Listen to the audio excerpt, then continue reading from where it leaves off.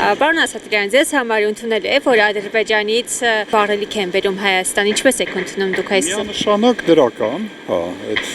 լավ է, բայց պետք չէ երևույթը տենց մեծացնել, բարդացնել։ Իրականում սա բնավել չի նշանակում, որ Ադրբեջանի հետ նորմալ առևտրատնտեսային հարաբերություններ են ձևով։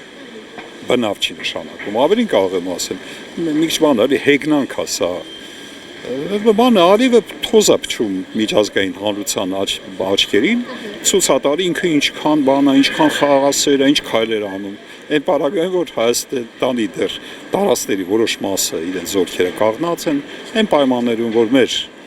ռազմագերի ասենք, ինչ ասենք, այս հարցը չի լուծում, ինքը ուղղակի այսպես քայլեր անում, որ նայեք, ես ինչքան առաջադեմ եմ, ինչքան բան եմ, էս է, որովհետև ինքը լավ երևույթ է, առևտուրը մեր երկրների միջև պետք է լինեն, հարաբերությունները պետք է վերականգնեն, բայց ոչ պետք է շատ մեկ-մեկ տեսնում եմ, որ չգիտեմ, բենզինի մեջ թույն են լցնում, թե հացահատիկին են եսիմ ինչ անում, այդ անհեթեթություններից պետք է հրաժարվել, հա, բայց նաև պետք չի ոչորել։ Մինչ այդ էլ նաև այս իշխանությունները խոսեցին եւ բերեցին, հա, ղազախական այդ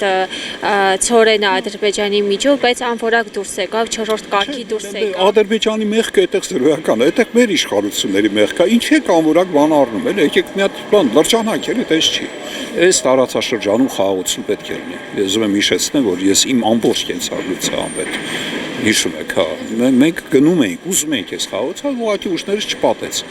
Ինչևէ պետք է լինի։ Առանց դրա մենք չենք կարող ապրել, Հայաստանը չի կարող ապրել։ Հիմա այս հարաբերությունները ինչքան էլ այդ փոքր կաթիլ լինում է, այո, շատ լավ է։ Բայց պետք չի շատ ողջորվել։ Ճիշտ է ձևաչափով է մոտենում այս իշխանությունը խաղաղություն։ Առայժմ համարյա ոչ մի բան չի եղել։ Առայժմ խոստումներ ունենք, իսկ այս մանր բաները կրկնում եմ, այդ նույն հացը, նույն բենզինը ինչ է։ Ադրբեջանը ինքն է որոշում, կանի թե չի ան, սա կայուն հարաբերություն չի։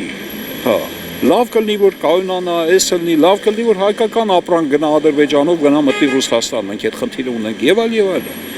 Փոխադարձ առևտուր լինես, շատ լավ կլինի, բայց այնա ինչ որ կա։ Այսինքն խնդիրը այնա, որ ոչ շատ վրթովել է պետք։ Տեսնում եմ վրթովունք էլի, ասում են անհեթեթ բաներ են, ոչ էլ պետքա ողջորվել։ Ծանր գործընթաց է, շատ լուրջ պետք է մոտենալ եւ տասված, որ այդ հաջողի խաղաղությունը, կայուն խաղաղությունը հաստատվի եւ ամեն մեկը իր հարցերով զբաղվի։ Նաև հետաքրքիր է լսել ձեր գնահատականը, մեկնաբանությունը եկեղեցի պետություն այս հետ բանը ինչ մեկնաբան է։ Սա անխելագար իրավիճակ է, sense չի կարող։ Այս երկրի ղեկավարությունը ցավոք այս վերջի շրջանում չարությամբ ամեն ինչին վերաբերվում։ Այդպես չի կարող։ Ինչ ենթատեքստեր ունի։ Ամեն ինչ կարելի է ենթադրել, չգիտեմ, նախընտրական է, չգիտեմ, դիմադրության, չգիտեմ։